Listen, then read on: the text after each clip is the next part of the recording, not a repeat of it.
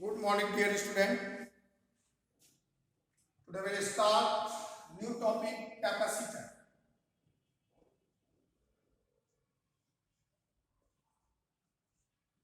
Capacitor is a conductor or device which stores electrical energy in the form of electric charges. या ये कह सकते हैं आप कि capacitor is a conductor, this conductor which accumulate or store electrical energy. Conductor का बना होता है, इसका काम है इलेक्ट्रिकल एनर्जी को स्टोर करना. Capacitor is a conductor. Capacitor is a conductor which stores electrical energy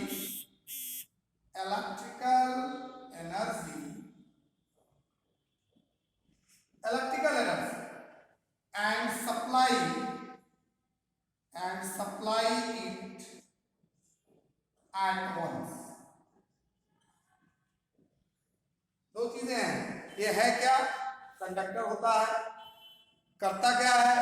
electrical energy का स्टोरेज करता है and supply it at once. At once suddenly energy को कलेक्ट करके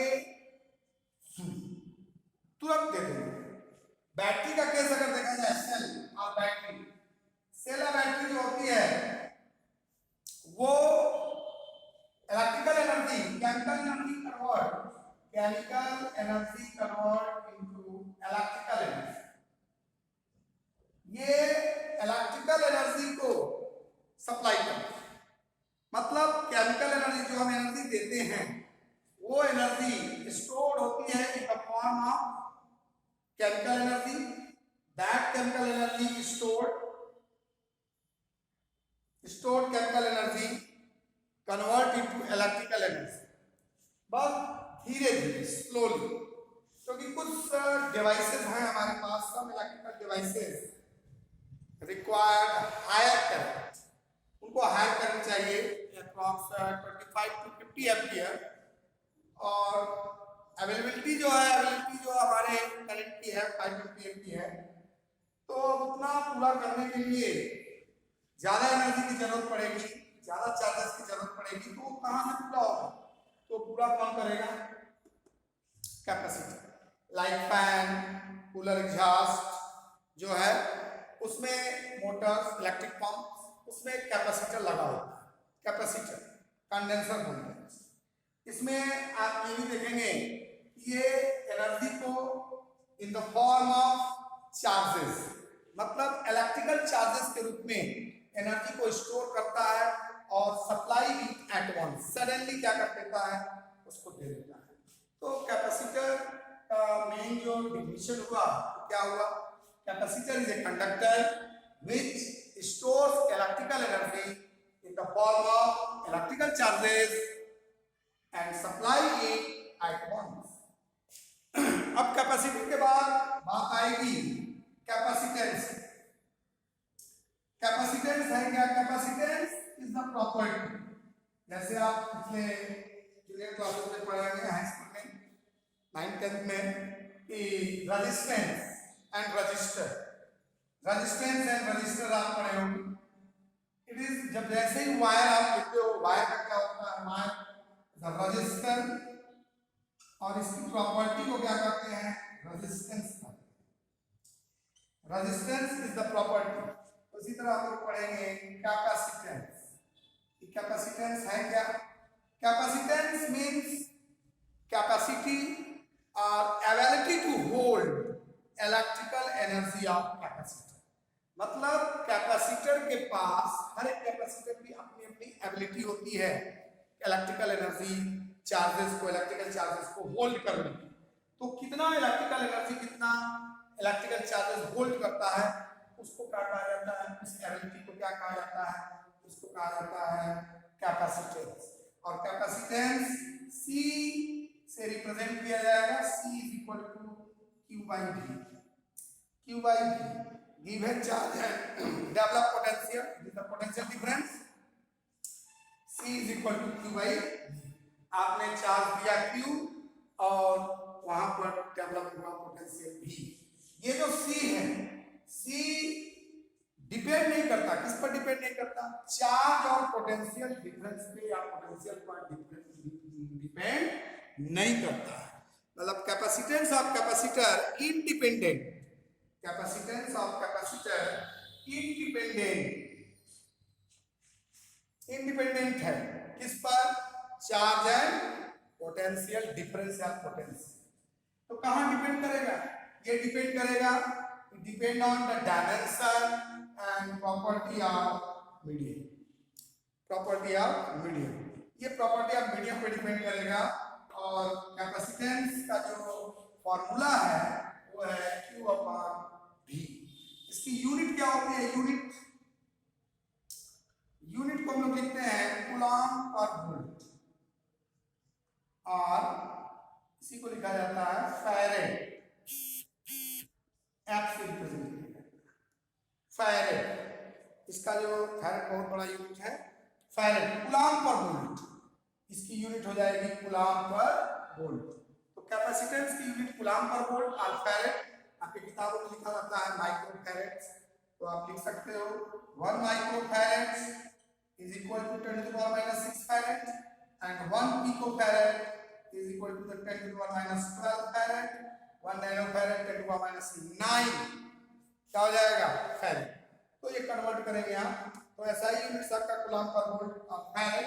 फैरेड जो है F से रिप्रेजेंट किया जाएगा, कैपेसिटेंस को C से, जैसे रेजिस्टेंस को R1 R2 R3 से, उसी तरह कैपेसिटेंस को भी किससे करते हैं हम लोग, C से करते हैं. Register is the wire, wire का रजिस्टर होता है, रजिस्टर जो है वायर है. उसी तरह आपका कैपेसिटर जो है डिवाइस है, कंडक्टर है. रजिस्टर भी आपका कंडक्टर, उसमें उसकी प्रॉपर्टी जो है वो रेजिस्टेंस है. उसी तरह कैपेसिटर की प्रॉपर्टी क्या है, कैपेसिटेंस है. तो कैपेसिटेंस मींस कैपेसिटी बोल सकते हैं आप, कैपेसिटेंस मींस कैपेसिटी, या ये कह सकते हैं ability, ability to hold, ability to hold, ability to hold electrical energy, electrical energy या चार्ज, इलेक्ट्रिक एनर्जी या चार्ज. मतलब इलेक्ट्रिकल एनर्जी को होल्ड करने की जो कैपेसिटी होती है उसी को कहा जाता है capacitance. It is represented by capital C and unit is coulomb per volt, farad. 1 microfarad is equal to the 10 to the minus 6 farad. 1 picofarad is equal to the 10 to the power minus 12 farad. Formula is C equal to Q by V. इसका dimension क्या हो जाएगा, dimension की अगर बात करें हम लोग, तो डायमेंशन में आप C का डायमेंशन Q by V है. तो Q का डायमेंशन 80 और V का dimension mn square t minus b पढ़ा चुके हैं, a माइनस 1. और इस चीज को जब आप ऊपर ले जाओगे तो m minus 1 l minus 2 t पर 4 a पर 2 is the dimension. m minus 1 l पे माइनस 2 t पर 4 a 2, ये आपका क्या हो गया, ये आपका डायमेंशन हुआ. इसका डायमेंशन कैपेसिटेंस का डायमेंशन m माइनस 1 l पे माइनस 2 t पर 4 a square. It is the dimension. Unit is coulomb पर वोल्ट. और आपका डायमेंशनल फार्मूला या फैरेड बोलते हैं, m माइनस 1 l पे माइनस 2 t पर 4 a स्क्वायर. अब आगे पढ़ते हैं थोड़ा सा कैपेसिटेंस का मीन. जैसे माइक्रो फैरेड लिखा हुआ है, इसका मीनिंग क्या है इसके बारे में थोड़ा जानें. जैसे लिखा हुआ है 1 माइक्रो फैरेड या 2 माइक्रो फैरेड, 2 माइक्रो फैरेड, इसको हम लोग लिख सकते हैं 2 to the power minus 6 farad. इसका मतलब क्या है, इसका मतलब ये है कि 2 into 10 to the power 6 coulomb charge देने पर देते हैं. अगर 2 into 10 to the power minus 6 coulomb charge अगर देना है तो पोटेंशियल 1 वोल्ट. मतलब 1 वोल्ट पर कितना चार्ज दे सकते हैं? 2 × 10⁻⁶ फैराड। इसको लिख क्या सकते हैं? इसको और ये लिख सकते हैं 10⁻⁶ कूलम पर वोल्ट। ये भी लिखा जा सकता है क्योंकि यूनिट उसका कूलम पर वोल्ट भी होता है। तो 2 माइक्रोफैराड मींस 2 × 10⁻⁶ कूलम चार्ज और 1 वोल्ट का डेवलपमेंट होगा। सी जो है वैल्यू नहीं करेगा, याद रखिएगा। अब इसमें कितनी टाइप्स के आप पढ़ते हो? पहला है स्फेरिकल टाइप्स के बारे में जाना जाए तो स्फेरिकल पढ़ना है हम लोगों को, spherical capacitor. Second is the parallel plate capacitor,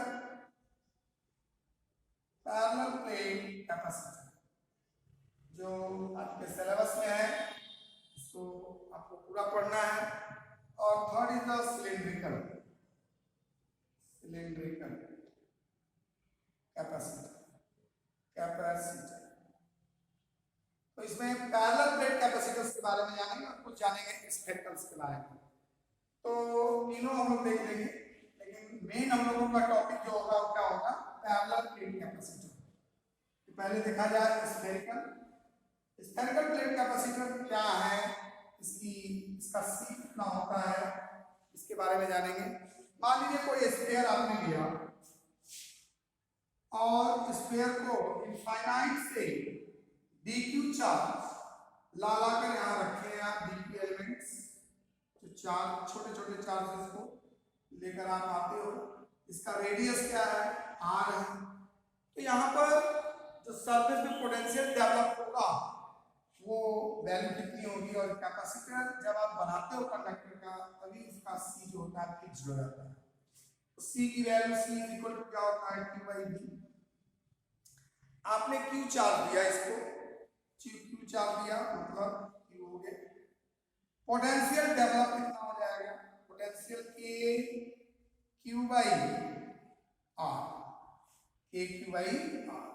मतलब q चार्ज देने पर जो पोटेंशियल का डेवलपमेंट हुआ कितना हुआ? k/r development. पोटेंशियल आपका इतना हो गया और आपने q दिया है तो definition according to capacitance, definition of capacitance k/r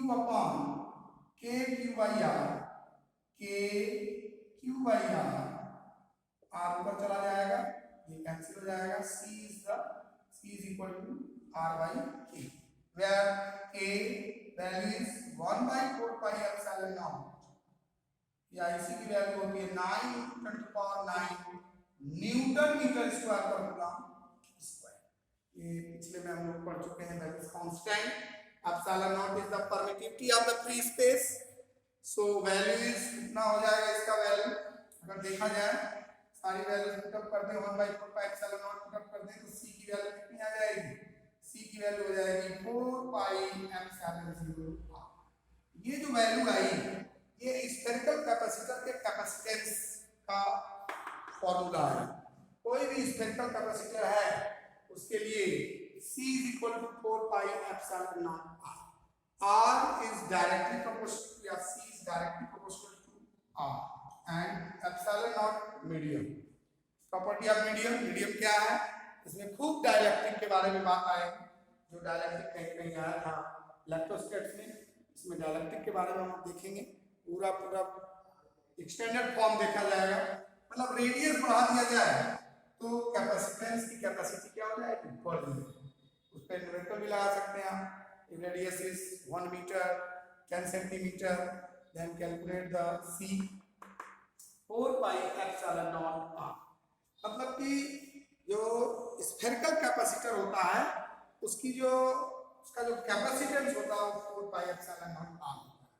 where 4πε0r constant value and r is the radius of spherical capacitor। ये स्फेरिकल कैपेसिटर का क्या है? रेडियस है। तो इस तरह से c को हम लोग फाइंड कर लिए। c की वैल्यू इसमें कितना आई? 4πε0r। अब r को वैरी कर अलग अलग r को अगर बढ़ाया जाए c की वैल्यू भी बढ़ जाती है। होता क्या है कि स्फेरिकल कैपेसिटर तो कुछ डीमेरिट है, कुछ एरर्स है, फेलियर हो गया, जो कई इन्वेंटेड हुए, उसके बाद डायरेक्ट हम लोग पैरेलल प्लेट पे आएंगे।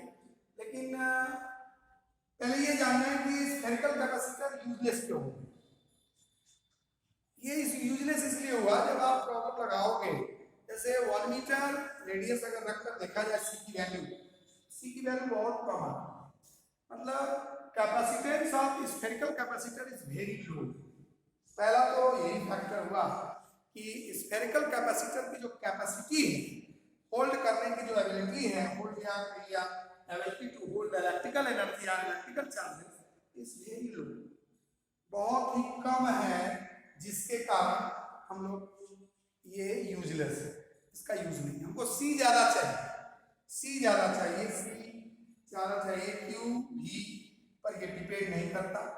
Says do not depend on the charge and develop potential or potential difference, only depend on the medium and property of the medium। and ये कह सकते हैं कि वहाँ का जो डायमेंशन है, उसमें अगर डायमेंशन को चेंज किया जाए तो सी की वैल्यू बदल जाएगी। मतलब see depends on the dimension and property of medium, it is independent of charge and potential develop, ये कह सकते हैं पोटेंशियल डिफरेंस। तो सी का जो कंसेप्ट आएगा स्फेरिकल के लिए वेरी लो, पहला फैक्टर तो हो जाएगा कि इसकी जो डीमेरिट है, इसका क्या डीमेरिट है, इसकी डीमेरिट या फेलियर होने का कारण क्या रहा, डीमेरिट। इसकी डीमेरिट आप लिखोगे, ये भी जान जाओ कि डीमेरिट काहे कहा जाता है, इसकी खामियां क्या है। C इज वेरी लो,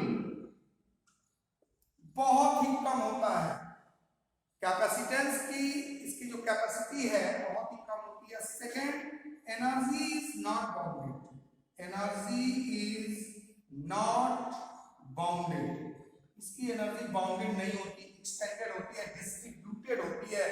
कहां से कहां तक, R से लेकर इनफाइनाइट। कैसे जानेंगे आप, R से इनफाइनाइट, R2 रेडियस है और इनफाइनाइट, मतलब अगर किसी कैपेसिटर को आप स्फेरिकल कैपेसिटर को जैसे ही पॉजिटिव चार्ज देंगे, यहाँ से क्या निकलने लगेगा, इलेक्ट्रिक फील्ड लाइंस निकलने लगेंगी। और इलेक्ट्रिक फील्ड लाइंस कहाँ से कहाँ जा रही हैं, ये इलेक्ट्रिक फील्ड लाइंस इनफाइनाइट को जा रही हैं और ये परपेंडिकुलर सरफेस से इलेक्ट्रिक फील्ड लाइंस निकलेंगी, मतलब R से इनफाइनाइट तक ये एनर्जी जो होती है वो डिस्ट्रीब्यूटेड हो जाती है। मतलब कैपेसिटर एनर्जी तो स्टोर करता है, चार्ज तो स्टोर करता है, लेकिन जब जरूरत पड़ेगी चार्ज या एनर्जी की, तब हमें ये एनर्जी या चार्ज दे नहीं पाता। इसीलिए ये दो डीमेरिट इसके हैं जो यूजलेस कर देते हैं इसको। पहला तो C is very low, second is the energy is not bounded and distributed R to infinite, R से लेकर इनफाइनाइट तक ये क्या होती है, इसकी एनर्जी डिस्ट्रीब्यूटेड हो जाती है। और जब जरूरत पड़ेगी एट वंस सप्लाई, क्योंकि कैपेसिटर की एक प्रॉपर्टी ये भी है, जो एनर्जी स्टोर करता है, जो चार्ज स्टोर करता है, उसको सप्लाई के वक्त तुरंत देता है, एट वंस। बैटरी की तरह नहीं, धीरे धीरे, ये तुरंत देगा, एट वंस, सडनली। लिखे आप, सप्लाई इट एट वंस, या किसी को कहेंगे सडनली, मतलब झटके के साथ कलेक्ट किया, जरूरत पड़ेगी तो सारी एनर्जी क्या कर देता है, झटके के साथ दे देता है, जो कि इसमें इस फेल्योर हो जाती है। इसलिए स्फेरिकल कैपेसिटर इसलिए पढ़ा जाता है क्योंकि पहला इन्वेंटेड यही है। इसके बाद हम लोग जाते हैं,